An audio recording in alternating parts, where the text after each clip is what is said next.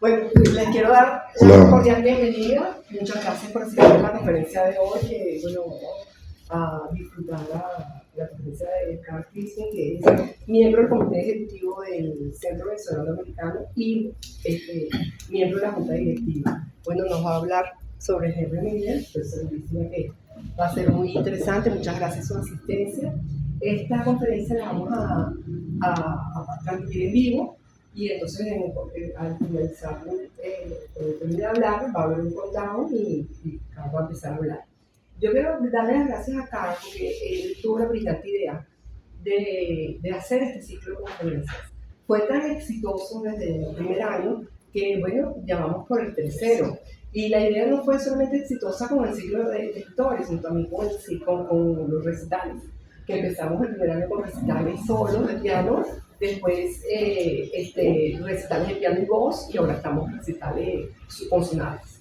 Y vamos a continuar, esto ha sido tan exitoso que vamos a continuar, van a estar institucionalizados. El año que viene tendremos otro ciclo de conferencias y otro ciclo de recitales.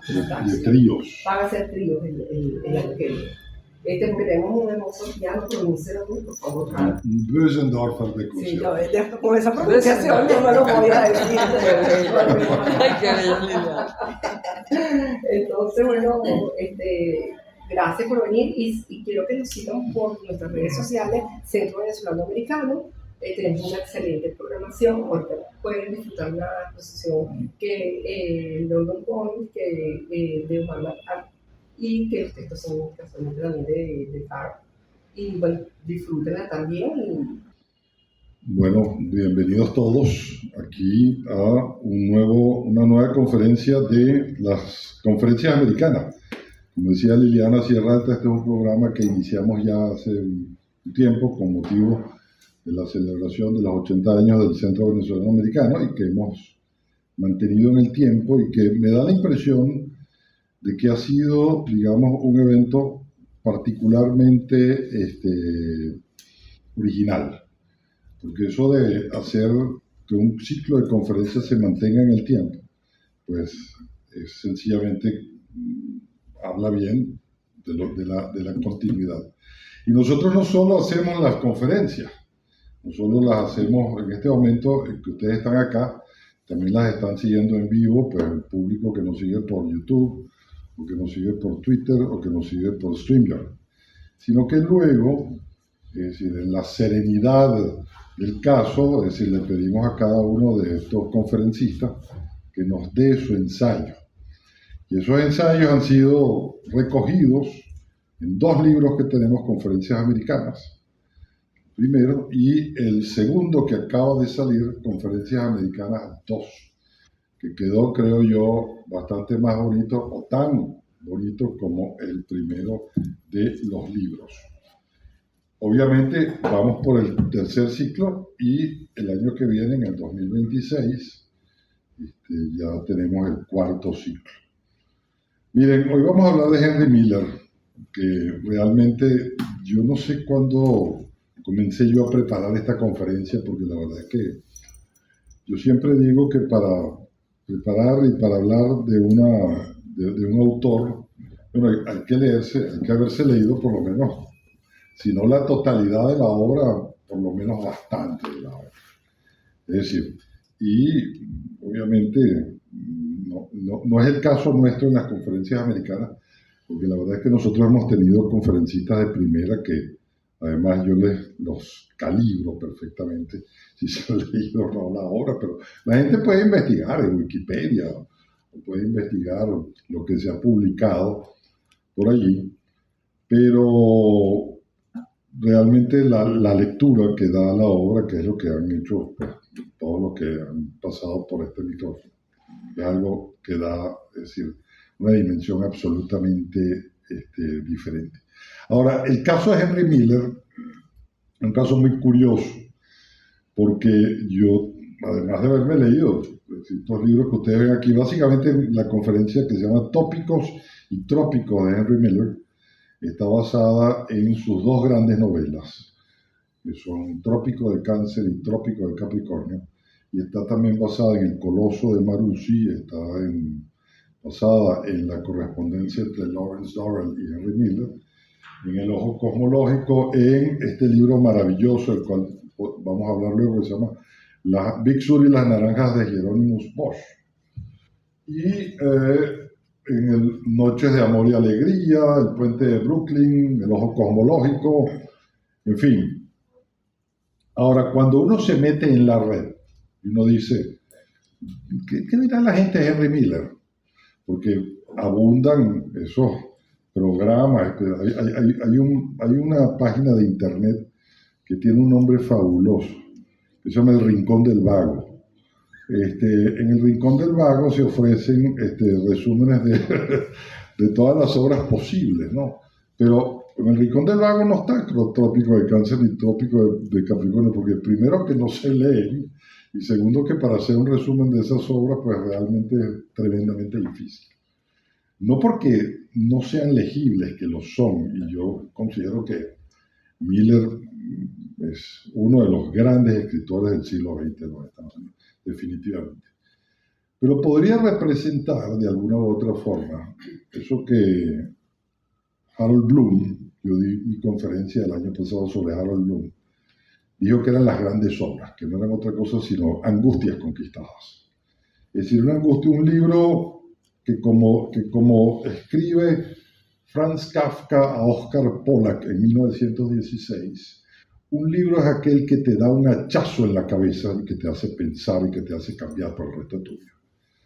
Y este tipo de libros realmente no son precisamente los abundantes, y Miller pertenece a esa categoría de hombres que hizo unas novelas absolutamente especiales. Miren, el domingo pasado, y esto lo traigo como una curiosidad porque realmente me llamó muchísimo la atención, en el Daily Telegraph de Londres apareció una lista de los 20 mejores libros literarios. Por eso hay que decirlo, hay que siempre hacer la diferencia entre lo que es la literatura como arte y la literatura que no es arte, y eso lo sabemos todos.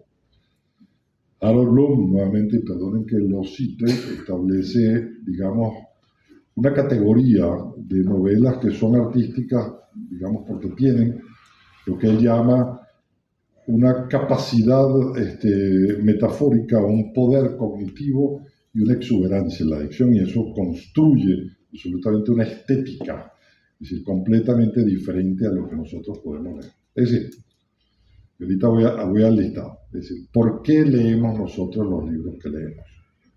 ¿Porque tocan determinados temas? No. ¿Porque tocan temas, qué sé yo, relativos a la contemporaneidad? No. Porque los leemos del modo porque están escritos, así como un pintor. Es decir, ¿por qué a nosotros nos fascina Vermeer, o nos fascina Rembrandt, o nos fascina Velázquez, o nos fascina Goya? ¿Por los temas que hizo? No, sino por el modo como los expresó. Y eso mismo exactamente es la literatura. Ahora, estos 20 libros que saca el Daily Telegraph son muy curiosos. Se los voy a leer porque es interesante que lo leamos. El listado, por ejemplo. El cuento de Genji, del año 1021, de Murasaki Shikubu. El progreso del peregrino, de John Bunyan. Robinson Crusoe, de Daniel Defoe. Moby Dick, obviamente Moby Dick siempre tiene que estar en cualquier antología que se respete. Más, hay una maravillosa anécdota de James Salter, que él se reúne con unos amigos y dice, vamos a hablar sobre la mejor novela que se haya publicado en los Estados Unidos. Eso sí, de antemano les digo que no se vale decir que es Moby Dick. Luego, Thérèse Raskin, de Émile Zola. Guerra y Paz, de León Tolstoy. Quienes defendemos a Dostoyevsky antes de Tolstoy, pensamos que Guerra y Paz no debería estar en ninguna de estas antologías. Bueno, es un criterio tremendamente personal. Middlemarch, de George Eliot, que es una gran novela. Aquí hay un señor que yo ni siquiera conozco, que se llama George Gissing. con una novela que se llama New Grub Street. Ulises, de James Joyce, En busca del tiempo perdido, de Marcel Proust. El Gran Gatsby, de Scott Fitzgerald. Porygon, Henry Green. El hombre invisible, de Ralph Ellison. Things Fall Apart, de Chinua Achebe. The Country Girls, de Edna O'Brien. El cuaderno dorado, de Doris Lessing. El maestro y Margarita, de Mikhail Bulgakov. Los anillos de Saturno, de Sebald. My Struggle, de Karl Klaustag. Y Conversaciones con mis amigos, de Sally Rooney. La lista es de escritores, absolutamente todos, anglosajones, menos Emile Zola y menos Tolstoy. Ahora, ¿por qué yo traje esto a colación? Porque en una lista de estas nunca veremos a Henry Miller. Jamás lo veremos. Porque no es un lector socorrido, sino es un lector, perdón, no es un autor socorrido, sino un autor realmente de culto. Y quienes nos hemos dedicado a leer a Miller y hemos sentido, digamos, su potencia y su voz y su palabra, es decir, lo tenemos en muy buena estima. Pero no solo no lo verán en ninguna de estas listas, es que mi amigo, mi gran amigo, mi devocionado amigo, que es Harold Bloom, a quien considero probablemente el crítico más importante del siglo XX, no lo incluye. No lo incluye en lo más mínimo. Y eso que Miller, perdón, eso que Bloom era bastante objetivo, ¿no? Pero se ve que no le gustaba. Pero Miller tiene una capacidad, es decir, digamos, de usar la literatura, es decir, digamos, un principio como un engaño al lector.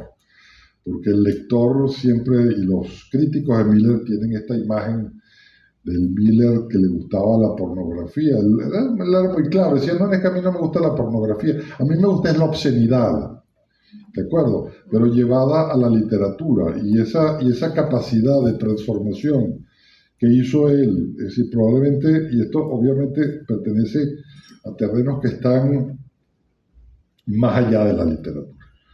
Porque lo que hace Miller en la primera mitad del siglo XX es una gran liberación, absolutamente, es decir, de la literatura americana. Probablemente el único que anteriormente a él se había atrevido a ser un poco más, digamos, contestatario con la idea de tocar temas que podrían ser tabúes para la sociedad americana fue D.H. Lawrence.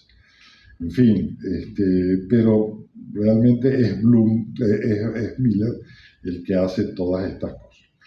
Tópicos y trópicos de Henry Miller. Ahí tenemos una foto de Miller. Miren, siempre, esta foto también fue la que escogí yo para la presentación, que da un poco un sentido, digamos, de mayor cercanía con lo que era la personalidad de Miller, porque Miller, como él tuvo una vida básicamente anodina hasta los 40 años, entonces fotografías del Miller joven se consiguen muy pocas. Entonces Miller parece que viejo desde que nació, realmente. Y tenemos esa foto que aparece aquí. Aquí aparece un poco más relajado porque tiene unos lentes negros, porque tiene una medalla que le cuelga, etc., ¿no? Desde luego, el hábito no hace al monje, pero sí un escritor, de alguna u otra forma, tiene un aspecto y una imagen, es decir, que de alguna u otra forma coincide y dialoga con su obra. Entonces yo escogí como epígrafe de esta conferencia una frase de Trópico de Cáncer. Trópico de Cáncer está llena absolutamente de frases magistrales, realmente. Es decir, estoy aquí como plenipotenciario del reino de los espíritus libres. Bueno, esta es la única cita de Wikipedia que yo voy a utilizar, porque fíjense ustedes, pero la incluí. Porque ¿qué pasa con este resumen de Wikipedia? Que cae absolutamente en el lugar común. Henry Valentine Miller fue un novelista estadounidense. Su obra se compone de novelas semi-autobiográficas, en las que el tono crudo, sensual y sin tapujos suscitó una serie de controversias en el seno de unos Estados Unidos puritanos que Miller quiso estigmatizar, denunciando la hipocresía moral de la sociedad estadounidense, criticando de paso el devenir de la existencia humana, desnudando su cinismo y múltiples contradicciones. y fue censurado por su estilo y contenido provocativo y rebelde en relación con la creación literaria de su época, y sus obras influyeron notablemente en la llamada generación beat.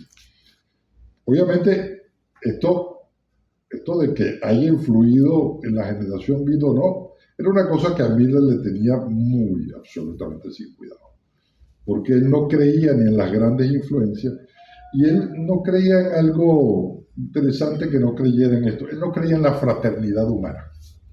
Decía que eso era un invento de los políticos que sencillamente arrastraban masas para pedirle sus votos, y que el proyecto del arte es un proyecto absolutamente individual. Y yo creo que tiene razón. Eso de la generación beat y de las generaciones, y de que el arte pueda, digamos, ser una familia, o la escritura pueda ser una familia que se retrata, es decir, en grupo, yo creo que eso no le gustaba a Henry Miller. Pero ahí vemos un poco el listado de sus novelas. Trópico de Cáncer, que es la primera novela que él hace. A pesar de que cuando él llega a París, él llega ya con una novela hecha que se la da a un editor. Y el editor la votó. Bueno, eso es lo que dice Miller. Luego tiene Primavera Negra, que es una, digamos, también la escribe en París. Tiene Trópico de Capricornio, Sexus, Plexus, Nexus. Y los ensayos, que son realmente una cosa, pero fantástica realmente. Es decir, vale la pena leer los ensayos de Miller, porque son ensayos. Bueno, yo creo que también la dificultad para, de alguna u otra forma, clasificar a Henry Miller es que en sus novelas, en primer lugar, el personaje principal es él. Pero él dice que es Henry Miller, y él dice que a él no le interesa otra cosa, sino que a él no le interesa la literatura, dice así mismo, que a él le interesa la vida, y que él, la única forma y la única experiencia literaria que tiene es contarse a sí mismo. Obviamente miente, porque luego escribió un libro maravilloso que se llama Los libros en mi vida, es decir, donde se revela como el lector absolutamente acucioso y contradictorio absolutamente que fue. Los libros de viaje El Coloso de Maruzzi, que es un libro maravilloso, pero maravilloso, extraordinario, del cual hablaremos. Una pesadilla con aire acondicionado, del año 45, que es un recorrido por los Estados Unidos, donde Miller habla, por ejemplo, de grandes empresas y hombres pequeños, de esa especie de peso que tiene la sociedad americana, y esa dimensión, si se quiere, disminuida de una sociedad completamente uniformada. Fíjense ustedes que cuando Miller llega a París, manda un artículo a un amigo de él que es editor en la Universidad de Harvard, y publica un ensayo que lo que hace es despotricar contra los Estados Unidos, que se llama El pastel reluciente. A la policía no le gustó mucho eso, porque una vez publicado llegaron al sitio de la redacción y se llevaron a todos presos. De modo que ese bautizo literario de Miller, pues sencillamente empezó con grandes dificultades. Los relatos, La sonrisa al pie de la escala, Los días tranquilos en Clichy, Insomnia of the Devil at Large, y las memorias, Mi vida y mi tiempo, al cumplir 80, y El libro de mis amigos. ¿Cómo comenzó mi encuentro con Miller realmente? Porque yo creo que cuando uno se encuentra con un escritor, es decir, y sobre todo con un escritor que a uno le guste, y eso marca un antes y un después. Y esos encuentros suelen darse probablemente en el tiempo adecuado o en el tiempo inadecuado. Yo, por ejemplo, en alguna oportunidad leía a Milán Kundera, empecé a leer a Milán Kundera, La insoportable levedad del ser. Leí las primeras 5 páginas, lo cerré. No fue sino 20 años después, cuando volví a tomar a Kundera, y me leí por lo menos 4 o 5 libros de Kundera, y me gustó muchísimo. Y no es que uno tenga un biorritmo particularizado para cada lectura, sino que yo creo que de alguna u otra forma, como digo yo en mi última novela, la vida de un hombre también se puede estimar por los libros que leyó, y de alguna u otra forma eso constituye verdaderamente una biografía literaria. Ahora, había un libro en mi casa que se llamaba Lo mejor de Henry Miller, que publicó la editorial Sur. Realmente Victorio Campo hizo cosas maravillosas en Argentina. Ella, es decir, introdujo al mundo hispanoamericano, es decir, inclusive con mayor rapidez, devoción y celeridad de lo que se había hecho en España, porque recordemos que a partir del año 36, es decir, que hay una guerra civil en España, y el año 39 hasta los años 70, España entra en una decadencia cultural absoluta. Es decir, y allí, pues, entraban las cosas que podían entrar. Y obviamente un individuo como Miller, es decir, no sería precisamente del grupo adecuado. Pero Victorio Campo, por ejemplo, la revista Sur, que también se convirtió en Editorial Sur y que luego también fue la editorial sudamericana, donde tanto Borges como Bioy Casares participaron y colaboraron. Victoria Miller publicó una antología hecha por Lawrence Durrell que se llama Lo mejor de Henry Miller. Y fue un libro que yo leía, porque claro, como eran extractos de la obra de Miller, leía y entonces me sorprendía, pero realmente mi gran encuentro con Miller se produce a través de Lawrence Durrell. Es decir, yo estaba leyendo el Cuarteto de Alejandría, que también fue una obra que, digamos que empecé a leerla en algún momento y la dejé, y después, 6 años más tarde, leí el Cuarteto y lo leí completamente. Además, es decir, el Cuarteto de Alejandría es uno de los grandes testimonios literarios, por llamarlo de alguna forma, que existe en el siglo XX. Durrell es un escritor maravilloso, extraordinario. Cuando Durrell habla de la heráldica, que sus novelas constituyen un grupo heráldico, ¿qué quiere decir con esto? Que constituyen, digamos, una especie de familia donde se puede encontrar una familiaridad literaria siempre y cuando la gente descubra las claves de esa heráldica. Y yo creo que eso fue un poco lo que le sucedió con Miller, porque yo leí toda la antología de epistolar. Por cierto, era un libro de la biblioteca de Ramón J. Velázquez, publicado una vez más por la editorial sudamericana. El libro nunca se había leído, no porque estuviese intonso. Ustedes saben que los libros intonsos son los libros que hay que abrir con un papel, es decir, con abrir cartas, porque no, es decir, tienen un problema de impresión y se quedan así.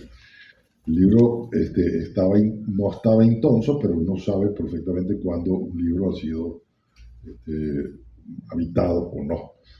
Y para mí fue un privilegio leer ese libro de la biblioteca de mi amigo el doctor Velázquez. Recuerdo que la bibliotecaria me lo dejó sacar de la biblioteca allí, porque no se podían sacar los libros porque eran solamente un préstamo local, pero bueno, yo me valí de algunas triquiñuelas para sacarlo. Y lo leí con una placidez absoluta en Margarita. Bueno, yo siempre he sentido fascinación realmente por las epístolas, por las cartas.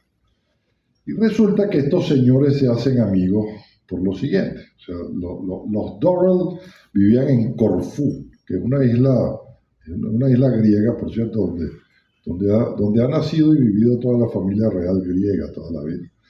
Y los Durrell, que habían nacido, digamos, en la India, formaban parte, digamos, el padre de Durrell formaba parte de la burocracia imperial británica. El padre muere y tal y qué sé yo, etcétera. Se van a vivir a Corfú y los Durrell viven allí, tanto Lawrence como Gerald, que es un naturalista, es un biólogo, su hermano, que tiene un libro, por cierto, magnífico que se llama Animales, que es un libro para lectura de cualquier persona. Bueno, en el año 34, Lawrence Durrell estaba en Corfú y es decir, por casualidad, con una edición de Trópico de Cáncer de Henry Miller. Entonces se la entrega un estadounidense y le dice, te dejo este libro, porque este libro debería ser absolutamente prohibido, esto es una basura de libro, realmente. Y entonces Doran, es decir, le empieza a leerlo, le fascina la lectura de ese libro. No se le ocurre otra cosa sino que escribirle a Henry Miller, a quien no conocía. Este es un libro mío, por cierto, momento publicitario, La motocicleta de Kafka y otros ensayos, que acaba de salir. Tengo algunos ejemplares aquí por si alguien lo quiere comprar, estoy completamente a su orden. Y en el primer ensayo de mi libro, que se llama The Big Sur Pacific Palisades, es decir, toco el tema de Miller y su relación con Dorrell. Entonces, ¿qué le escribe Lawrence Dorrell a Henry Miller? Una carta absolutamente maravillosa, extraordinaria, única, irrepetible. Le dice lo siguiente, refiriéndose a su novela. Es un aullido de triunfo desde el primer momento. Y no solo es un golpe literario y artístico al hígado para todo el mundo, sino que pone sobre el papel la sangre y las entrañas de nuestro tiempo. Nunca había leído nada parecido. No me imaginaba que algo así pudiese escribirse. Sin embargo, curiosamente al leerlo, me pareció reconocerlo como algo para lo que sabía que todos estábamos preparados. El espacio estaba despejado para ello. Trópico dobla la esquina hacia una nueva vida que ha recuperado sus entrañas. Frente a ella, el elogio se convierte en un lugar común. Así que por el amor de Dios, no me culpe si esto suena como el balido de un tasador de antigüedades o el anuncio de una crema desmaquillante. Dios sabe cómo peso las palabras, pero el maldito libro me ha sacudido como un terremoto y ha confundido todos mis pesos y medidas. Obviamente, Henry Miller, cuando recibe esto, dice, caramba, es que le contesta de inmediato a Dorrell y le dice, es que ninguno de los críticos ingleses me ha tratado del modo como usted me ha tratado. Entonces recibe otra carta y entonces le dice, bueno, no sé si lo estoy fastidiando. No, sígame escribiendo, por favor, y si usted tiene algo que haya escrito, porque presumo que usted es escritor, por favor envíemelo. Empieza una riquísima y abundantísima correspondencia que no se terminará sino con la muerte de Miller en 1908.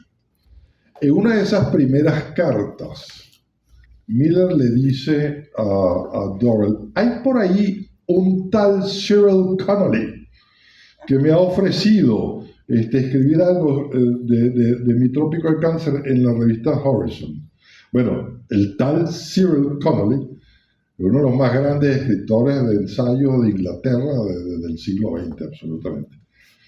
Yo tengo un ensayo sobre Connolly en mi anterior libro, Es posible leer La montaña mágica, y tiene en particular un libro que escribió durante la Segunda Guerra Mundial que se llama La sepultura sin sosiego, que es una de las más grandes piezas que se han escrito en materia de ensayo en Inglaterra en el siglo XX, probablemente en el mundo. Entonces el tal Cyril Connolly, por cierto que no sé si terminó de escribir su ensayo sobre Miller, porque revisando las obras completas de Connolly no me lo encontré. Pero entonces empieza una complicidad y empieza, digamos, una camaradería absoluta entre estos dos escritores. Y por supuesto, Miller era un deslenguado y hablaba mal de todo el mundo. Entonces empiezan a hablar, por ejemplo, mal de T.S. Eliot. Dice, es un calvinista con una mirada recia, hay que tener cuidado con ese señor. En fin, pero lo que quiero decir es que mi llegada entonces a Miller se produce por la vía de Dorrell. Porque cuando yo leo todas estas cartas, veo que la mayoría de ellas estaban escritas desde un sitio realmente fuera de serie, que tuve, es decir, la fortuna de ir a conocer específicamente, que se llama Big Sur, en la costa escarpada de California. Luego hablaremos de Big Sur, porque Big Sur se convierte para Miller en una especie de utopía privada o sitio absolutamente utópico. Tanto Miller como Dorrell fueron, es decir, acusados, perseguidos por la crítica.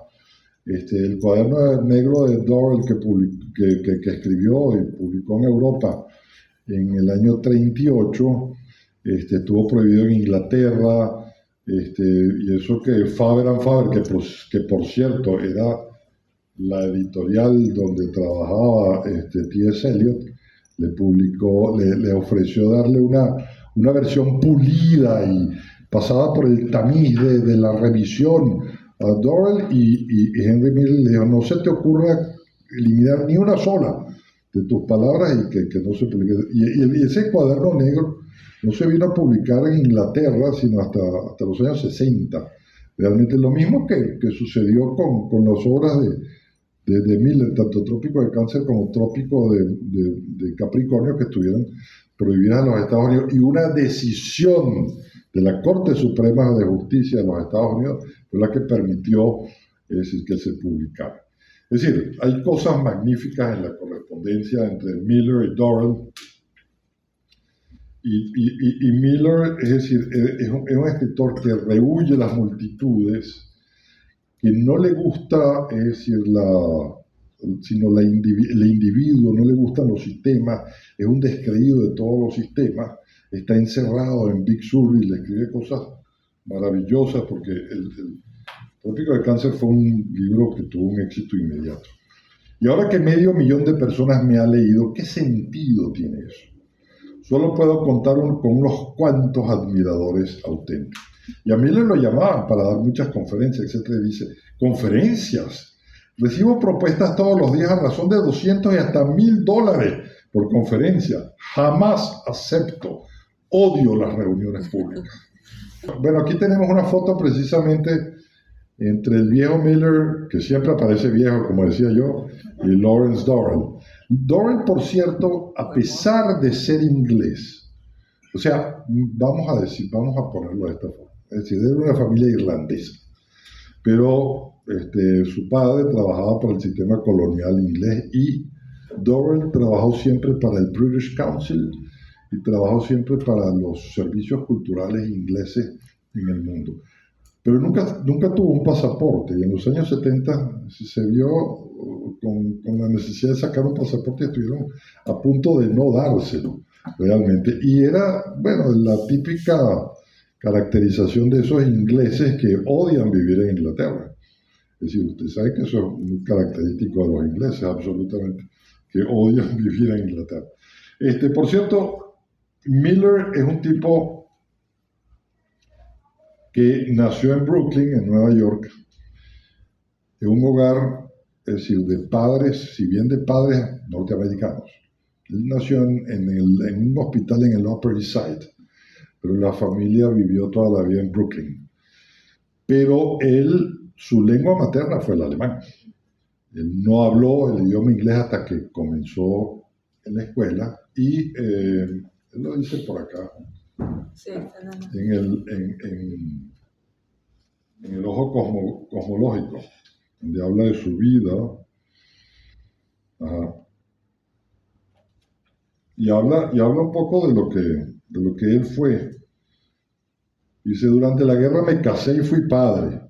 Aunque los empleos abundaban entonces, yo siempre estaba sin trabajo.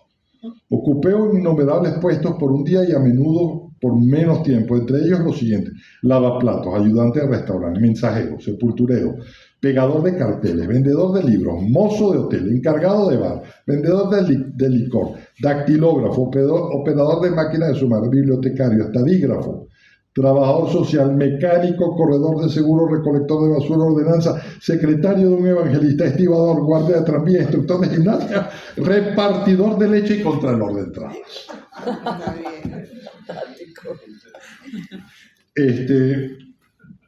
Pero lo que quiero decir, es decir, sobre su prejuicios contra las nacionalidades, tiene prejuicios empezando primero hasta contra los Estados Unidos. Es decir, ya veremos un poco lo que significa Trópico del Capricornio, pero Trópico del Capricornio, que es el Miller que anda por Nueva York, por Brooklyn, es decir, se enfrenta a una sociedad despreciable, de mendigos, de miseria, en fin, de todas estas cosas, y él realmente desprecia a los Estados Unidos. En un cuento que se llama Deep in New Haven, dice: prefiero ser mendigo en París que millonario en Nueva York. O sea, detestaba totalmente los Estados Unidos. Lo que sucede es que la guerra lo obliga de alguna u otra forma a regresar a los Estados Unidos, y cuando se va, no a Nueva York, por supuesto, sino a California. Pero él tiene unas invectivas nacionales, es decir, absolutamente tremendas. Lo que dice de los ingleses es una cosa, es tan fuerte que tiene que haber sido escrito con un gran sentido del humor. Dice: Inglaterra se convirtió para mí en un país rodeado de impenetrable oscuridad, maldad, crueldad y tedio. Ni un rayo de luz brotó de esos libros mustios. Eran barro primordial en todos los planos. Por intenso e irracional que sea este pensamiento, tal cuadro de Inglaterra y de la vida inglesa persistió hasta bien entrado en mis años maduros. Para ser sincero, hasta el momento en que visité Inglaterra y tuve oportunidad de conocer a los ingleses en su propia salsa. Él, por ejemplo, en el Coloso de Marussi, porque él luego, cuando llega a Grecia, se encanta con Grecia, y además el encuentro con Grecia significa para él el encuentro con, digamos, la forma civilizatoria primigenia y originaria que él admira ante todo. Entonces él dice que el valor griego no tiene comparación absolutamente en el mundo. ¿Y quién no iba a pelear con esos patriotas griegos en su lucha contra los turcos, que eran muy preferibles a esos afeminados e incapaces de Oxford y Cambridge? O sea, en cada momento él le tira la puya a los ingleses. Lo mismo que hace, por ejemplo, con los judíos, lo mismo que hace con los propios alemanes, etcétera, etcétera. Miller, cuando llega a París, es decir, Miller se casó como cuatro veces. Las mujeres en su vida no sé si representan realmente, es decir, me aclaro, es decir, no se aman realmente las mujeres en las novelas de Miller, pero no hay a pesar de toda la cosa de Henry y June y tal y qué sé yo, etcétera, pero realmente las dos mujeres más importantes para la vida de Miller fueron Emma Goldman, que la conoció en San Diego, California, y que le abrió el universo cultural absolutamente. Es decir, que lo sacó de ese mundo del multiempleo y de esa pérdida de tiempo. Pero Miller dice que vivió una infancia pobre. Yo creo que Miller miente un poco, porque su padre era sastre y digamos, tenían un hogar constituido. Incluso Miller fue a clases de piano. Es decir, nadie que sea pobre puede tener un piano en su casa e ir a clases de piano, obviamente. Eso está, por cierto, registrado en Trópico del Capricornio, cuando el personaje Henry Miller también asiste a unas clases de piano, y de paso tiene algo con la profesora, realmente. Porque todas las novelas de Miller pasan por ese sedazo absolutamente infranqueable.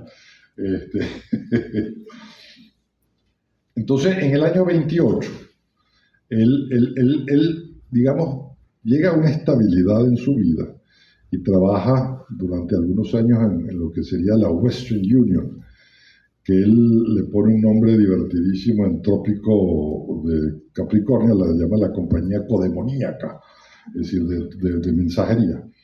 Él tiene cierta estabilidad allí, pero la idea de él es escribir, y Miller escribe en silencio.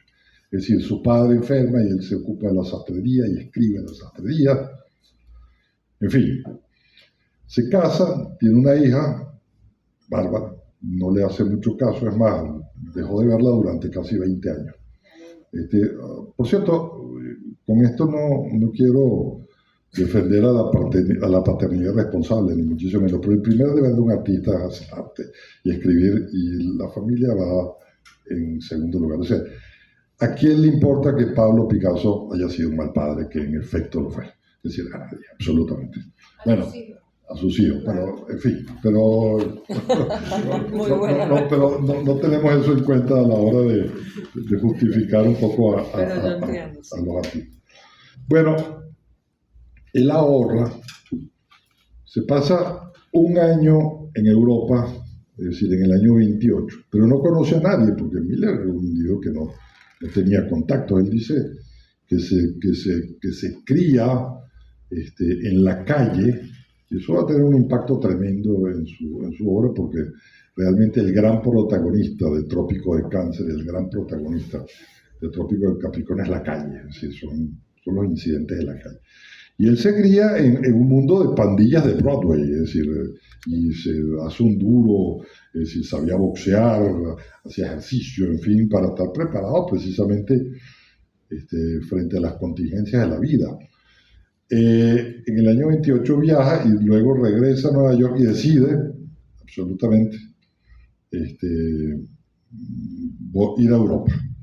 Ir a Europa porque en Europa está su realización, además que conoce a una mujer que es June Mansfield y se va con ella, es decir, a Europa. Lo hice por acá, en Trópico de Capricornio. Ignoraba que entonces vivían hombres que respondían a los exóticos nombres de Blaise Cendrars, Jacques Vacher, Louis Aragon, Tristan Tzara, René Crevel, Henri de Monterland, André Breton, Max Ernst, George Grosz. Ignoraba que el 14 de julio de 1916, en el Saalbach en Zúrich, se había proclamado el primer manifiesto Dada, manifiesto del señor antiaspirina, que en aquel extraño documento se declaraba: Dada es la vida sin zapatillas ni paralelos, severa necesidad sin disciplina ni moralidad, y escupimos en la humanidad. Es decir, de alguna u otra forma, ya Miller, como él mismo lo decía, conocía al surrealismo y conocía un poco la estética de Dada sin haber, es decir, entrado en conocimiento y en contacto con ellos. Pero se va a París y Miller era un hombre realmente solitario, porque se consigue con dos personas que lo van a proteger y lo van a ayudar en su vida parisina. Uno es un abogado rico estadounidense que se llama Richard Osborne, que le dice: no, vente a vivir para acá, y le dejaba todos los días 10 francos en la mesa para que Miller dispusiera de ellos. Y se encontró también con un escritor francés llamado Alfred Perlis, que lo ayudó muchísimo a conseguir un trabajo de corrector de pruebas en el Chicago Tribune de París, en la corresponsalía del periódico. Y realmente también la segunda mujer a la que me iba a referir, que se abusa mucho en las biografías de Miller sobre ella, es Anaïs Nin, que era una mujer rica, era una mujer tanto problemática, porque era una mujer que tenía un conflicto con su padre, que lo resolvió muchos años después cometiendo incesto con el padre. De modo que ya ustedes entenderán cuál es el personaje. Digamos, no abundar en el tema de Anaïs Nin, porque ahí están los diarios amorosos de Anaïs Nin. Miller publicó luego, después, con los años, que Anaïs Nin, que ya estaba publicando, creo que el número, no sé si era el número 15 o el número 50 de sus diarios, eso va a ser tan importante como las obras de Boecio y de Petronio, en fin, o sea, Miller la ensalza absoluta y totalmente.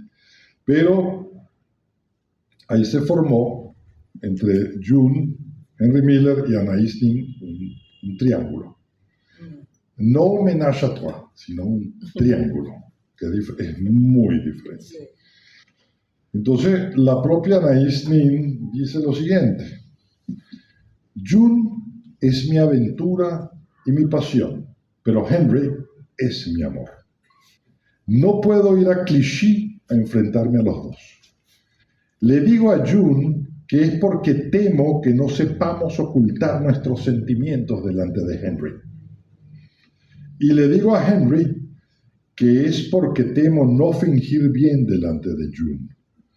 La verdad es que miro a Henry con ojos ardientes y a June con exaltación. La verdad es que sufro humanamente al ver a June instalada al lado de Henry donde yo quiero estar.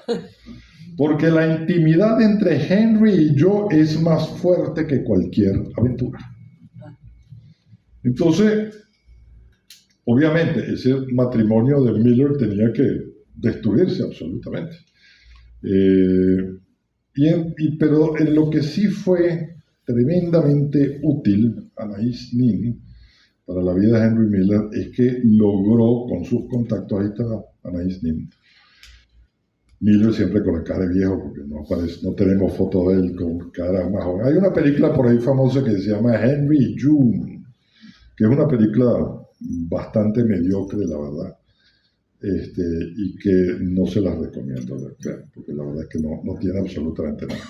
Pero Anaïs Nin ayudó a la publicación de Trópico de Cáncer de Henry Miller. Y eso definitivamente le cambió absoluta y totalmente la vida.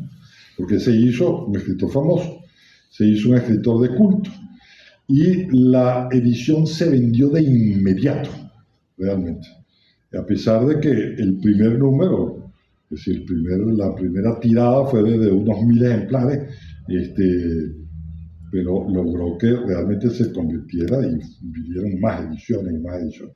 Y ayudó obviamente también el hecho de que la censura en los Estados Unidos no hubiese prohibido. Es decir, no hay mejor cosa para un libro que lo censuren. Como dijo una duquesa francesa la primera vez que probó el chocolate, esto es tan perfecto y tan magnífico que lo único que hace falta es que lo prohíba la Iglesia Católica. Realmente.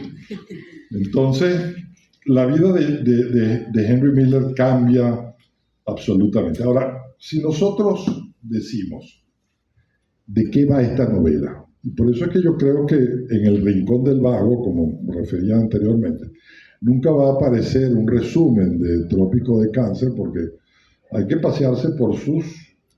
¿Cuántas páginas tiene?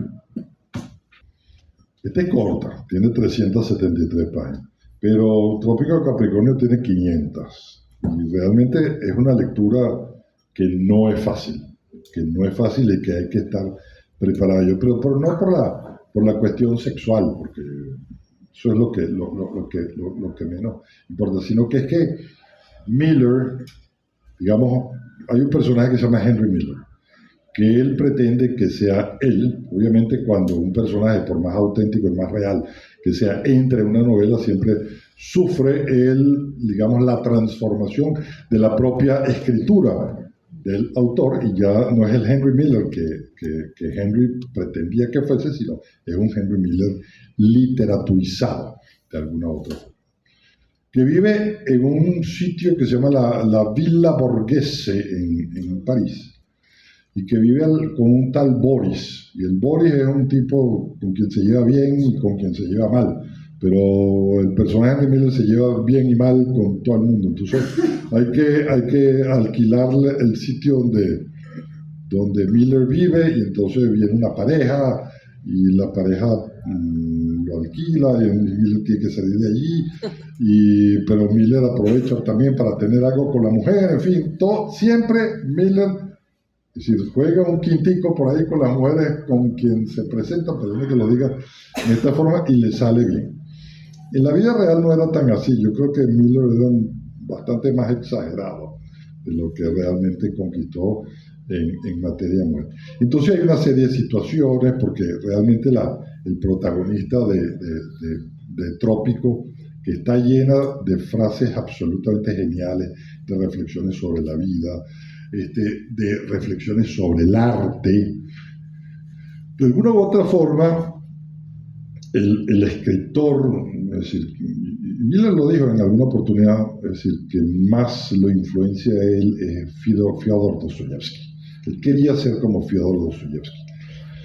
De alguna u otra forma, no sé si ustedes recuerdan los hermanos Karamazov, que hay una escena maravillosa donde hay una contemplación y uno de los personajes dice, bueno, puedo dedicarme a hacer el bien o puedo incendiar mi pueblo natal en este momento. O sea, esa era la doble esencia que tenía Dostoyevsky, ese encuentro dialéctico entre la creación y la destrucción, que eso también lo tiene Miller, pero Miller no tiene cargos de conciencia, como sí los tenía Dostoyevsky. Ustedes se recordarán que, por ejemplo, uno de los grandes personajes de la literatura, que es Radovan Raskolnikov, que él, mata a la vieja,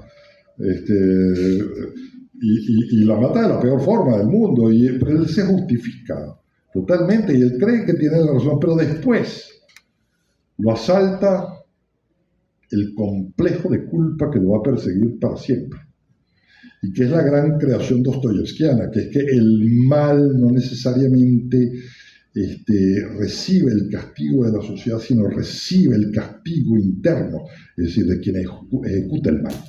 Y esa escena maravillosa, es decir, de Crimen y Castigo, la última escena, cuando él se encuentra con Olga, que es una prostituta, lo mismo que Miller, que vive entre prostitutas totalmente.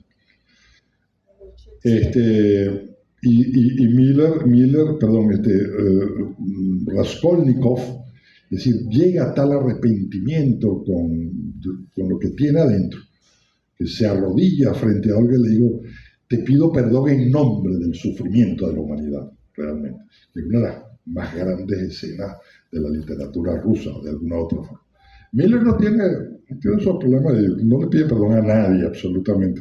Habla de decapitar, es decir, a la mayoría de los seres humanos, y lo dice con una tranquilidad absoluta, es decir, un poco rescatando esa suerte de violencia dostoyevskiana que ni siquiera pasa por el sedazo, digamos, del compromiso del pecado, del compromiso ético, etc. Entonces hay un país donde se presenta hambre, donde se presentan incidentes con mujeres, donde se presentan princesas rusas, donde, en fin, hay como es decir, Miller está siempre sin dinero, o sea, Miller está siempre sin dinero en Trópico de Cáncer y en Trópico de Capricornio, realmente, y se convierte en un sablista y no le da pena pedirle dinero a la gente, es que cree que la gente tiene una obligación moral de darle dinero. Que en la vida real, él dice que en algún momento también mendigó por las calles pidiéndole dinero a la gente.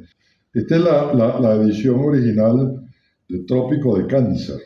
Pero fíjense ustedes que, digamos que uno de los primeros párrafos del Trópico de Cáncer, ¿de qué año es? del año 34, constituye una suerte de insulto al público. Es decir, a Miller le importa un diablo, es decir, lo que la gente piense de él. Y tiene esta frase, que es una frase maravillosa, es decir, a pesar de su carácter insultante. Porque es que Miller vive insultando a todo el mundo. No tengo dinero, ni recursos, ni esperanzas. Soy el hombre más feliz del mundo. Hace un año, hace 6 meses, pensaba que era un artista. Ya no lo pienso, lo soy. Todo lo que era literatura se ha desprendido de mí. Ya no hay más libros que escribir, gracias a Dios.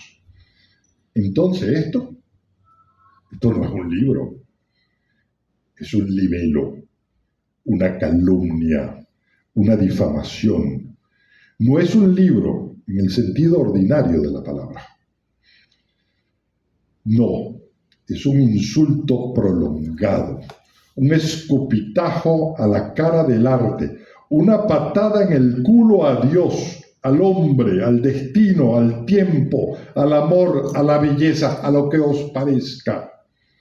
Voy a cantar para vosotros, desentonando un poco tal vez, pero voy a cantar. Cantaré mientras la indiñáis, bailaré sobre vuestro inmundo cadáver. Entonces, obviamente, las primeras páginas de esta novela, ya cuando el autor anuncia que bailará sobre nuestro inmundo cadáver, pues entonces hay que prepararse para lo que viene realmente.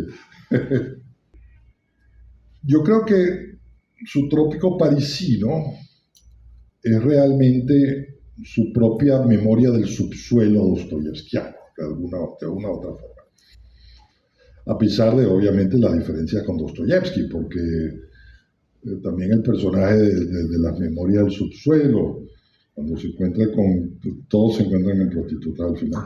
Es decir, ni siquiera, y ella intenta ser cariñosa con el personaje, la rechaza totalmente. O sea, hay una incapacidad amatoria en las novelas de Dostoyevsky que se proyecta de alguna u otra forma a las novelas de Miller, pero lo que sucede es que como hay tantas escenas sexuales, la gente cree que eso es amor y en realidad no es amor. Obviamente Miller sí le tuvo amor a algunas prostitutas interesantes, algunas incluso lo mantenían como una Claude, que él habla en una de sus crónicas. En todas, absolutamente, sus libros, sus cuentos, sus crónicas, todo el personaje es él mismo, que es una cosa muy curiosa porque Miller hablaba del yo y hablaba con el encuentro con las religiones búdicas y digamos, él le dedica a Jiddu Krishnamurti un capítulo entero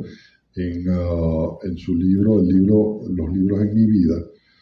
Él dice que hay que separarse del yo, pero quien no se separa en absoluto del yo es Miller, que el yo constituye, digamos, el personaje central de toda su obra. Y Miller, es decir, a pesar de lo que él diga y a pesar de la genealogía literaria que él asuma, yo creo que obviamente está muy influenciado por Dostoyevsky y está muy influenciado por la segunda parte del Fausto, porque el Miller del Trópico de Cáncer y el Miller del Trópico de Capricornio son personajes absolutamente fáusticos, son el centro del universo absolutamente. Y si Fausto, en la segunda parte del personaje Fausto, en la segunda parte del Fausto, es decir, tiene el atrevimiento de pedir que se desentierre a Helena de Troya para tener un hijo con ella, que es Eurifón, con quien, que es la encarnación de la poesía y que muere como Dédalo tratando de llegar al sol, pues Miller en su obra, tanto en Trópico de Cáncer como en Trópico de Capricornio, pues se da el lujo de tener a todas las mujeres del mundo absolutamente que le da la gana, y además lo describe con pelos y señales. Miren, Trópico de Capricornio llega hasta una mitad, que es en la página 250, exactamente 250, donde habla de un interludio. Entonces él deja pues todas sus andanzas en Nueva York, es decir, donde él, como empleado o jefe de personal de la Western Union o de la compañía codemoníaca de mensajería, le da empleo a todo el mundo, le da dinero, convence a la junta directiva, se mete al presidente en el bolsillo, o sea, es el Fausto en Nueva York. Pero luego empieza esta segunda parte, donde él sencillamente, bueno, son por lo menos 200 páginas, perdón, 100 y algo páginas de descripciones sexuales unas tras otras, en absoluto. Pero, es decir, mi impresión es, por eso traje como epígrafe, yo soy el epígrafe que traje al principio, que lo cito acá. Estoy aquí como plenipotenciario del reino de los espíritus libres. Yo creo que lo que trató de hacer Miller en su obra es realmente, es decir, liberar, una gran liberación. Y esa liberación se hacía también a través de la descripción de los temas que normalmente no se hacían. Pero es que la cosa no es realmente pornográfica, porque puede ser obscena probablemente, pero Miller llega a unas descripciones tan extraordinarias en sus libros, tan extraordinarias. Yo pensé que no iba a leer esto, pero yo creo que sí lo voy a leer. Sí lo voy a leer porque es que merece la pena leerse esto, a pesar de que estamos en horario supervisado, de alguna otra forma. Todos somos mayores de edad. Todos somos mayores de edad, exactamente. Pero él habla, por ejemplo, de los diferentes coños que tienen las mujeres. Entonces simplemente voy a leer una parte, solamente. Si no lo voy a leer todo, porque... Ajá, es que tiene unas frases absolutamente maravillosas. Ustedes me dirán, esto no es pornografía. Entonces, es una delicia estética, absolutamente. Oigan esto. Era casi un coño metafísico, por decirlo así. Un coño que resolvía problemas y de modo especial, además con metrónomo. Tenía en tan alto concepto su hermoso culo blanco que no quería desprenderse por él por nada del mundo. Como digo, Verónica tenía un coño charlatán, lo que no era bueno. Porque su única función parecía la de hablar para que no le echaras un polvo. En cambio, Evelyn tenía un coño risueño. Y entonces sigue hablando de Evelyn, dice, la única forma como puedo describirlo es diciendo que cuando se excitaba, Evelyn hacía ventriloquía con el coño. Estabas a punto de metérsela cuando el muñeco que tenías entre las piernas soltaba una carcajada de repente. En fin, esto definitivamente no es pornografía, es la capacidad de transformación digamos, del tabú del sexo a través de una liberación total, y que de alguna u otra forma es lo que hace Miller y que lo hace además tan absolutamente incomprendido. Hablando del mundo, y esto es otra característica de su obra, es que obviamente el mundo participa de una decadencia total, y él tiene una frase maravillosa que dice, en una época de decadencia moral, es decir, la liquidación no solo me parece un imperativo, sino una obligación. O sea, él cree que estamos en un mundo que va a desaparecer de un modo, en muy poco tiempo. Él lo dice. Ya después de que yo escriba, espero que empiecen a leerme en una forma decreciente, que no me siga leyendo tanta gente, porque de todas maneras el mundo se va a acabar en los próximos 100 años y todo va a desaparecer, no tendremos civilización, y el hombre o lo que quede de él va a vivir mucho mejor sin la civilización. Entonces, cuando él describe nuestro mundo, dice, el mundo, esto lo dice en... Trópico de Cáncer. El mundo, nuestro mundo, lleva 100 años o más muriendo, y en estos últimos 100 años más o menos ningún hombre ha sido lo bastante loco como para meter una bomba por el ojo del culo de la creación y hacerla saltar por los aires. El mundo está pudriéndose, muriéndose poco a poco, pero necesita el coup de grâce. Necesita saltar en pedazos. Ninguno de nosotros está intacto.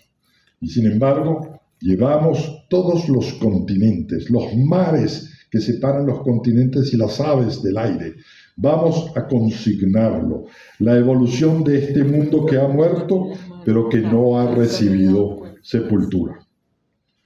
Pero, como les digo, esta es una novela que hace una gran reflexión sobre el arte, sobre el artista como un ser que ni siquiera pertenece a este mundo.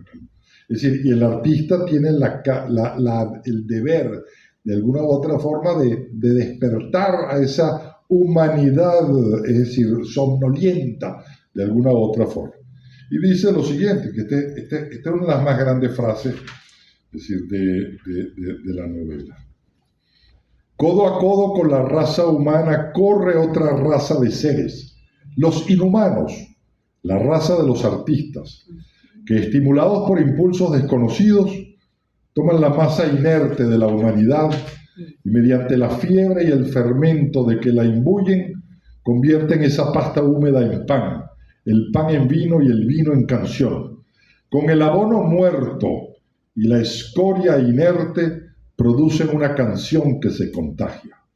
Veo esa otra raza de individuos saqueando el universo, dejando todo patas para arriba, con los pies chapoteando siempre en sangre y en lágrimas, con las manos siempre vacías, siempre tratando de agarrar y asir el más allá, el Dios inalcanzable, matando todo lo que está a su alcance para calmar al monstruo que le roe las entrañas. Lo veo cuando se arrancan el cabello en su esfuerzo por comprender, por aprehender lo que es eternamente inalcanzable. Lo veo cuando braman como bestias enloquecidas y se precipitan dando cornadas. Veo que está bien y que no hay otro camino. Un hombre que pertenezca a esa raza ha de subir al lugar más alto y arrancarse las entrañas mientras pronuncia palabras incoherentes. Está bien y es justo porque debe hacerlo.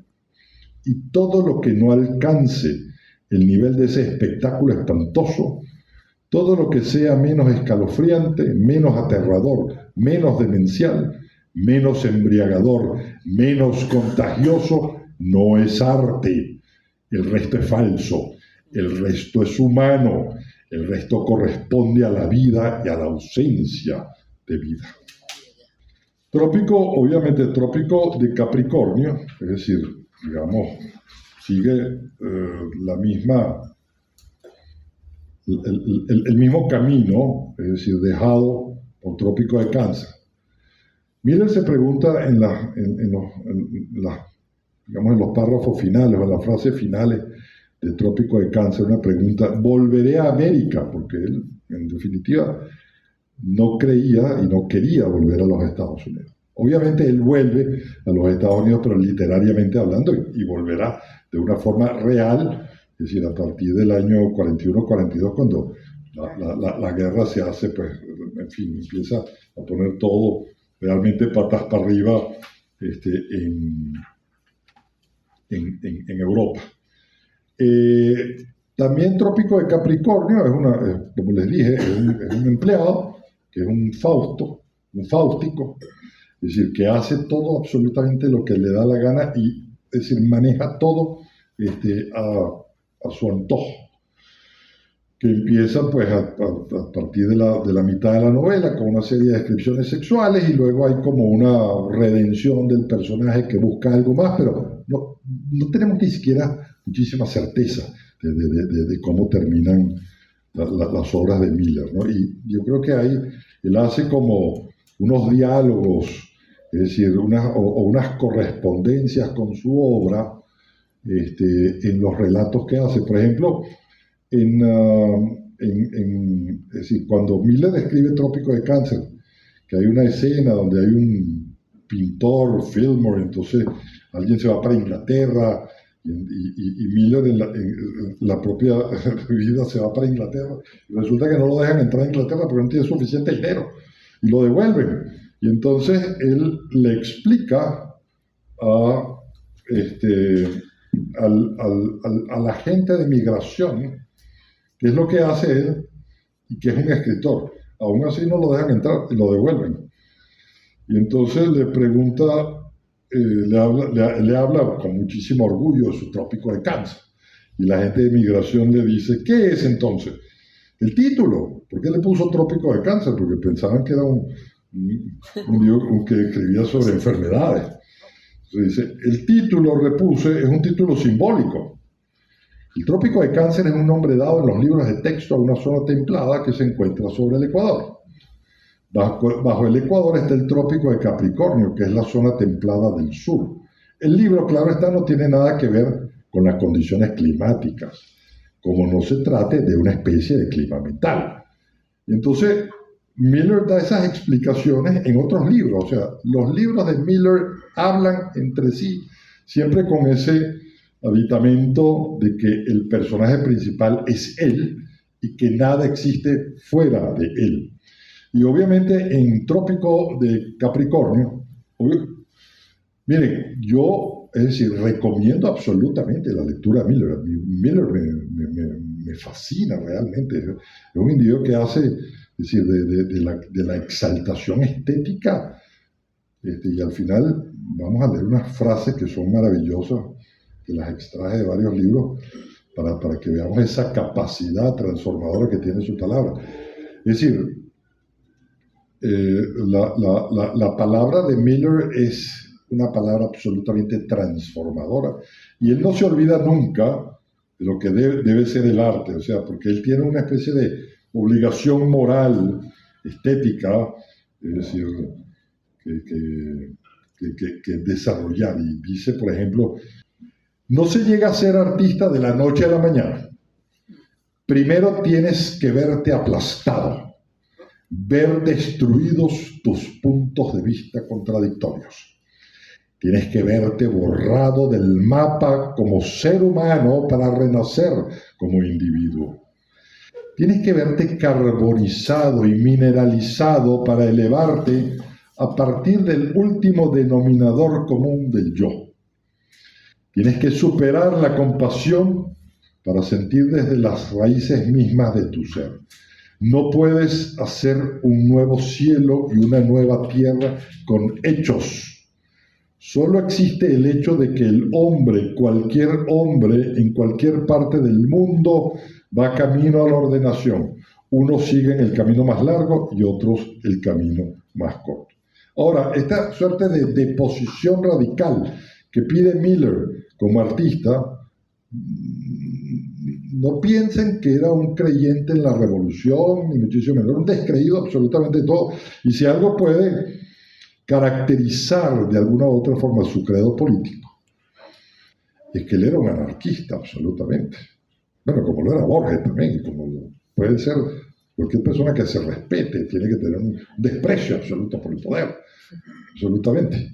De modo que él no creía en la revolución, porque lo decía muy claramente: las revoluciones tienden a exacerbar el status quo, siempre. Las revoluciones no existen ni la revolución comunista, ni existe la revolución fascista, eso no sirve absolutamente nada. Y una de las cosas que logró que Miller y Lawrence Durrell tuviesen esa amistad tan entrañable que tuvieron a lo largo de su vida, es que ambos eran antitotalitarios, ambos eran anticomunistas y antifascistas. Es más, hay una frase maravillosa de Miller que dice que cuando el diablo llegó a la Tierra, lo encomendaron para hacer su mejor creación, que fue la Unión Soviética, realmente. Entonces, es decir, por eso insisto tanto en el tema de la defensa de la libertad que él se propone en toda su obra. Cuando Miller llega a Grecia, llega a una epifanía de la antigüedad clásica realmente. Y es un libro verdaderamente gozoso, delicioso. Olvídense que ahí no hay ni un beso en el Coloso de Marussia, no hay ni un agarrón de mano ahí en el Coloso de Marussia. Es decir, solamente es una exaltación del centro mismo, del origen de la civilización, que es Grecia.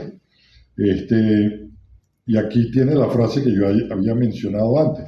Por cualquier sitio que se vaya a Grecia, uno encuentra el ambiente lleno de gestas heroicas. No es de extrañar que Durrell quisiera luchar con los griegos. ¿Quién no preferiría pelear al lado de Bubolina, que fue una persona que participó en la lucha contra los turcos? Por ejemplo, en vez de hacerlo con una banda de enfermizos y afeminados reclutas de Oxford o de Cambridge. Totalmente. Grecia lo enamora, Grecia lo cambia, se quiere quedar en Grecia, se hace amigo del poeta Katsimbalis, es un creyente absoluto de la de los valores del pueblo griego, que probablemente para él no hay pueblo que se le compare en el mundo. Y tiene unas frases, digamos, laudatorias, unas lisonjas interminables al mundo griego, que dice, por ejemplo, en Grecia se tiene la convicción de que el genio, no la mediocridad, es la norma. Ningún país ha producido en comparación con su población tantos genios como Grecia. En un solo siglo, esta minúscula nación ha dado al mundo cerca de 500 hombres geniales. Los habitantes de este pequeño universo vivían en armonía con su marco natural, poblándolo de dioses que eran otras realidades y con los que vivían en íntima comunión. El cosmos griego es el ejemplo más elocuente de la unidad del pensamiento y de la acción. Persiste todavía en nuestros días, aunque haga mucho tiempo que sus elementos se han dispersado. La imagen de Grecia, por descolorida que esté, continúa siendo un arquetipo del milagro forjado por el espíritu humano. Todo un pueblo, como testimonian los vestigios de sus realizaciones, se elevó a un grado tal que no ha sido igualado ni en el pasado ni en el presente. Fue milagroso, lo sigue siendo. La tarea del genio y el hombre no es otra cosa, es impedir que muera el milagro, vivir constantemente el milagro, hacer el milagro cada vez más milagroso, no rendir homenaje a nada, sino vivir milagrosamente, no pensar, no morir más que milagrosamente. Entonces, esto es un libro, digamos, yo diría que para comenzar a leer a Miller, yo recomendaría este librito, que se llama Las noches de amor y alegría, que es un libro maravilloso, realmente. Probablemente después pasar al Coloso de Maruzzi y de al trópico de Cáncer absolutamente y al trópico de Capricornio. El que rechaza la literatura, es decir, que dice que no hace literatura, sino que hace sencillamente un recuento de su vida personal, sin embargo publica un libro absolutamente prolijo, es decir, donde él habla, digamos, de su estirpe literaria. Dice, por ejemplo, recuerdo con precisión los primeros libros que elegí para este fin: El nacimiento de la tragedia de Nietzsche, El marido eterno, Alicia en el país de las maravillas, La orgía imperial, Los misterios de Hamsun, y menciona a Thomas Mann. Él, digamos, dice, durante un año viví con Hans Castorp de La montaña mágica como persona real, hasta podría decir como hermano de sangre. Pero fue la maestría de Mann como novelista la que más me intrigó y desconcertó durante el periodo analítico al que me refiero. En esta época de muerte en Venecia era para mí la narración suprema. En el espacio de pocos años, sin embargo, mi opinión de Thomas Mann, y en especial de su muerte en Venecia, se alteró radicalmente. Entonces habla de un árbol genealógico: Boccaccio, Petronio, Rabelais, Whitman, Emerson, Thoreau, Maeterlinck, Romero, Plotino, Heráclito, Nietzsche, Dostoyevsky, los antiguos dramaturgos griegos, los dramaturgos isabelinos, pero excluyendo a Shakespeare. Es decir, Miller prefería, y ahí coincide con Borges, prefería a Ben Jonson en lugar de William Shakespeare, lo cual me parece a mí una herejía absolutamente incalificable. Absolutamente.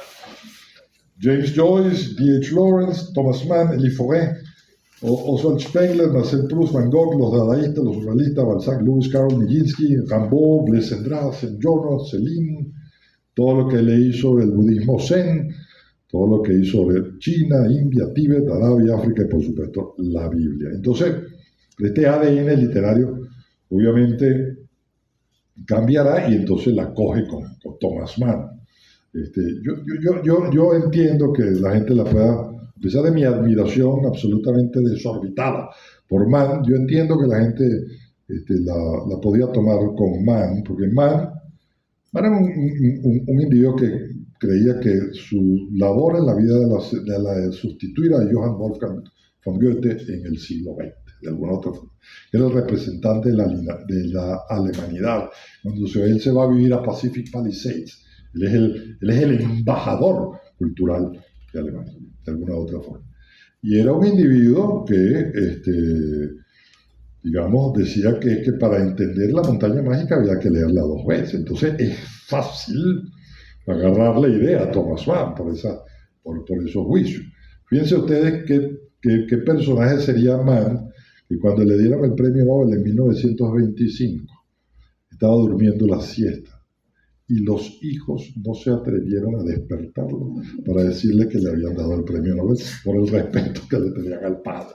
Entonces Miller agrega unas frases magníficas despotricando de Mann, quien pasa a ser un hábil fabricante, un ladrillero, un borrico inspirado, un caballo de tiro, en fin. Como les decía, también, bueno, vamos a leer digamos la última parte esta de un poco de insistir sobre el arte, es decir, en sus reflexiones sobre la escritura. Miller reflexiona mucho sobre el hecho de qué hay que escribir, y de alguna u otra forma, cuando él dice que la gran obra es oscura, eso queda, por supuesto, al criterio de cada quien dice que la gran obra es oscura. Él se está acercando un poco a eso que mencionaba, y que mencioné yo también inicialmente sobre Harold Bloom, cuando dice que una gran obra literaria no es más que una angustia conquistada. Dice lo siguiente: el arte nada enseña, como no sea la significación de la vida. La gran obra ha de ser inevitablemente oscura, excepto para un puñado de hombres, para aquellos que, como el mismo autor, están iniciados en los misterios. Una vez que el arte esté realmente aceptado, dejará de ser.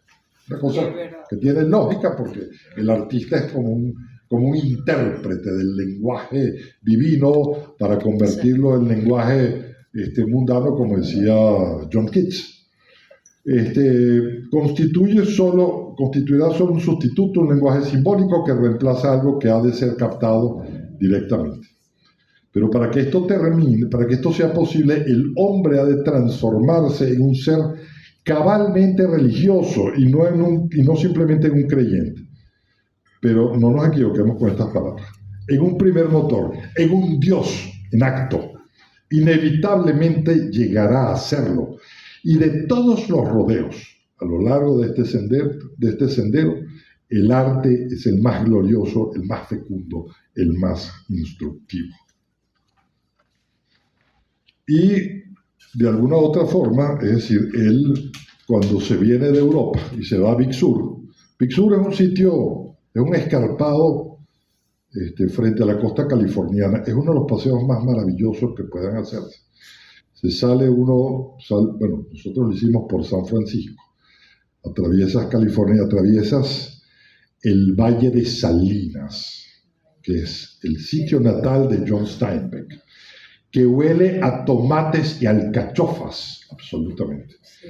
Llegas luego a un sitio que es uno de los sitios más espectaculares de California, que se llama Carmel by the Sea, y entonces comienzas la ruta de ascenso a Big Sur, que es un escarpado. Ahí no hay absolutamente nada, sino es una especie de pueblo de montaña que no es pueblo y que tampoco hay pueblo. Es decir, son casas metidas entre la montaña, pero Miller encontró allí la realización, no porque el sitio condujera a la escritura, sino que él había escogido ese sitio finalmente como la realización de alguna utopía privada. Ese sitio lo hace decir a él que alguien en Big Sur podría decir como Confucio que si encontró la verdad en la mañana puede morir tranquilamente en la tarde. Realmente es un sitio realmente único y no es un sitio fácil de llegar. Es decir, porque no es un sitio para hacerse selfies ni para el turismo de masa. Es más, yo creo que hay una especie de protección del propio sitio cuando hay visitantes indeseados. Es decir, si hay visitantes indeseados, seguramente hay un derrumbe ese día y no pueden llegar los visitantes indeseados, realmente. Entonces, pero es un sitio donde Miller encontró una realización maravillosa, y que sencillamente yo les voy a leer algo que escribe él en Big Sur y las naranjas de Jerónimo Bosch. Este paisaje presenta un aspecto blanquecino. Desde el fondo del océano surgieron extrañas formaciones, contornos únicos y fascinantes, como si los titanes que habitan las profundidades hubieran trabajado una eternidad para dar forma a la tierra. Hace milenios, los grandes pájaros se sobrecogieron ante el escarpado aspecto de estas formas que se alzaban.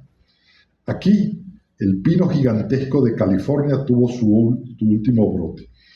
Al alba resulta casi doloroso contemplar la majestad del paisaje. Su aspecto es prehistórico, el aspecto de siempre. La naturaleza se sonríe a sí misma mirándose en el espejo de la eternidad. Es decir, ahí se acrecienta su espíritu individualista, siempre fue un individualista. Se retira del mundo a escribir. Los últimos años él se fue se mudó a Pacific Palisades, que es el mismo sitio donde vivía Thomas Mann, probablemente porque ya estaba viejo y necesitaba un poco estar más contiguo a la ciudad. Pero quisiera terminar, digamos, esta conferencia con una invocación o unas frases de Miller del año 1957. En 1957 el fiscal de la corona de Noruega prohíbe sus libros, y especialmente sus libros Sexus, bajo la calificación de literatura obscena. Y Miller hace una carta a su abogado para que forme parte del expediente, que es una de las cartas más extraordinarias que escritor alguno ha podido escribir, que se llama La defensa del derecho de leer. Y dice que este juicio que se le está haciendo viene desde los tiempos de Prometeo. Y dice lo siguiente: no soy un santo, gracias a Dios, y ni siquiera soy un propagandista de un nuevo orden. Soy simplemente un hombre nacido para escribir y que ha tomado como tema la historia de su vida. Un hombre que al referir su vida ha puesto en claro que la vida es buena, rica, alegre, a pesar de los altibajos, a pesar de las barreras y obstáculos, muchos de ellos alzados por él mismo, a pesar de la situación desventajosa en que lo colocaron los códigos y las convenciones. Es imposible eliminar una idea suprimiéndola. Y la idea enlazada a este juicio es esta: la libertad de leer tanto lo que es malo como lo que es bueno para uno, así como lo que es simplemente inocuo. ¿Cómo hemos de guardarnos del mal en suma si no sabemos qué es el mal? Pero lo que el libro Sexus ofrece al lector noruego no es algo malo, ponzoñoso. Es una dosis de vida que primero me administré a mí mismo. No solo sobreviví a ella, sino que me fortaleció. Por cierto, no lo recomendaría a infantes, del mismo modo que no ofrecería a un niño una botella de aguardiente. Puedo decir sin ruborizarme que comparado con la bomba atómica está pleno de cualidades dispensadoras de vida. Muchas gracias.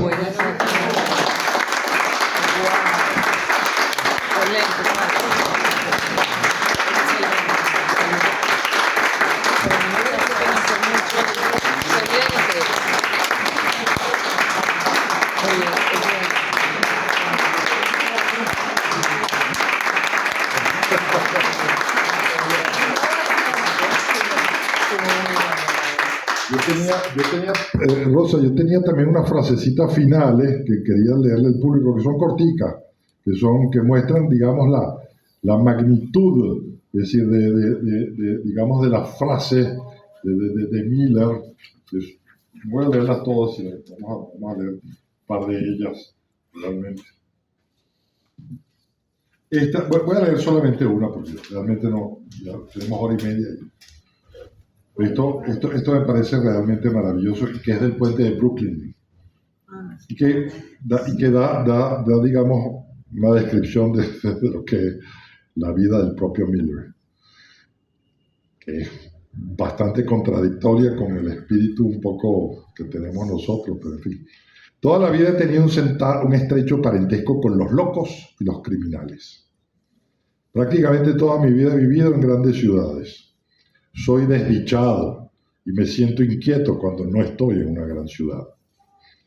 Mi sentimiento de la naturaleza se limita al mar, al monte y al desierto. Esas tres cosas forman un trino que es más imperativo para mí que cualquier otro alimento espiritual.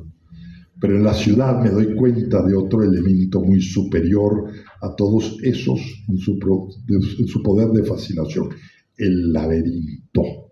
Por eso es que sus novelas es la entrada a un laberinto. El verse perdido en una ciudad extraña es el mayor goce que conozco. El orientarse es perderlo todo. Para mí la ciudad es la personificación del crimen, la personificación de la locura. Me siento a gusto.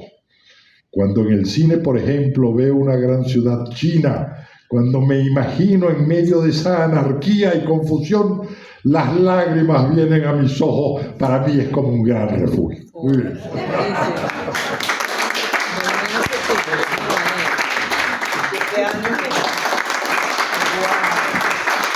Excelente.